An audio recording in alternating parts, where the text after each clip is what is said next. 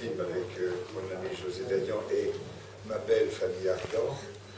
Un film qui a été difficile de la part française, je dirais, car on a eu quelques malentendus avec des producteurs français, qui a été repris hardiment par Arnaud Frillet, qui a la chance de parler russe et de connaître très bien ce pays. Moi, j'ai rencontré des acteurs absolument extraordinaires et aussi des ouvriers, enfin des techniciens du cinéma et aussi ouvriers, vraiment extraordinaires. Je dirais, c'est assez rock'n'roll comme on peut aimer, mais j'aime bien quand des choses inattendues arrivent. Et puis ce personnage qui fait partie de l'histoire de la Russie, et ce Rasputin, avec devant cette histoire d'amour, car je pense que le tsar Nicolas II et sa femme, son épouse et ses enfants s'aimaient véritablement. J'ai eu l'occasion de voir un autre Rasputin qui a été fait en 1996, où il y avait des Anglais, et je pense qu'il était bon d'ailleurs l'acteur anglais qui jouait Rasputin, mais ça n'avait pas ce charme-là, car je pense que Fanny et Vladimir Menchkov avaient une fragilité qu'avait, je pense, à cette époque, quand on voit les documents d'époque, le tsar Nicolas II, avec cette famille et cet enfant hémophile. Et donc, je pense qu'on a essayé, en tout cas, sans trop de prétention, puisqu'on l'a fait très rapidement, à la grande surprise de nos amis français co-producteurs, qui ne croyaient jamais en ça. Et puis, ils se sont dit, jamais vous n'y arriverez avec les Russes. Eh bien, je peux vous dire qu'avec les Russes, non seulement on y est arrivé, mais je pense que tout le monde y a trouvé ses qualités. Et je dis bravo à tous ces techniciens, à toute l'organisation. Et je suis très, très heureux et très fier d'avoir fait ce film chez vous. Voilà.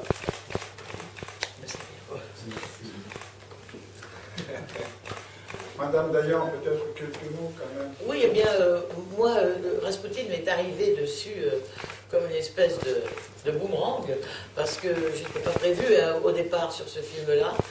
Et c'est vrai que c'était un pari fou de préparer ce film si vite, d'arriver dans un pays dans lequel je n'avais pas tourné, une langue que je ne parle pas. Mais c'est vrai que quand Gérard m'a appelé, il est impossible de lui résister. Donc, résister à Gérard et résister à Rasputin, c'était impossible. Alors, on a commencé à se lancer comme ça, à corps perdu dans ce film, grâce en effet au courage d'Arnaud Frillet.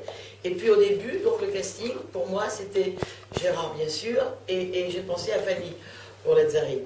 Puis je suis arrivée à Moscou, d'abord, pour faire le casting des acteurs russes.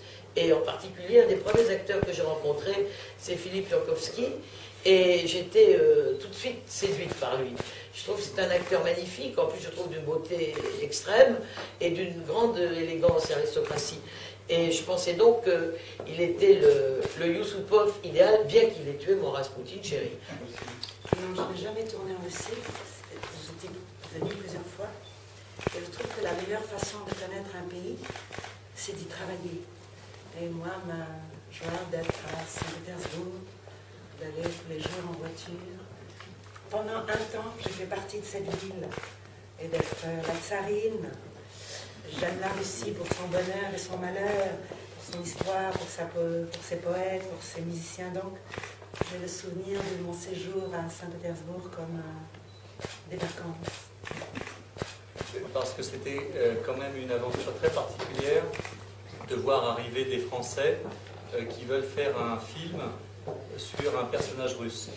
Et il est très important de dire que c'est un film fait, c'est le fruit de deux pays.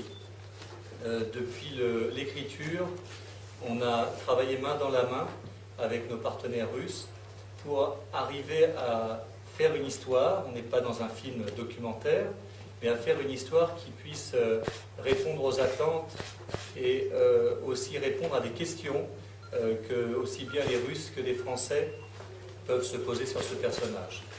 Et donc, à chaque étape de ce film, nos partenaires russes, les acteurs russes, tous les techniciens, tous ceux qui ont travaillé, ont vraiment participé à en faire un film franco-russe.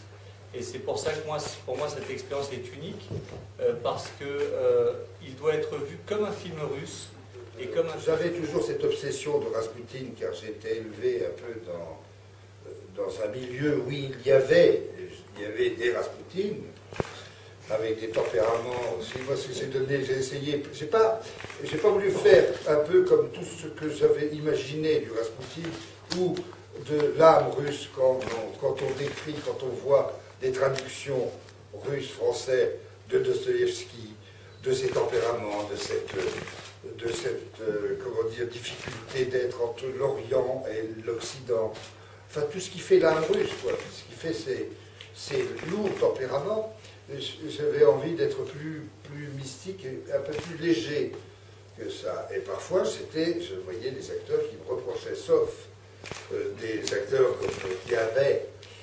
C'est vrai, parce qu'ils sont Stanislavski. Alors, ils sont obligés, avant de lâcher la pêche, de souffrir énormément. Donc, et puis, on peut faire des choses en faisant semblant de souffrir. C'est pas pour autant qu'on est moins bon. La souffrance, elle est là, puisque c'est pas à nous de l'éprouver, c'est aux spectateurs. Voilà. Et ça, je pense on s'est amusé.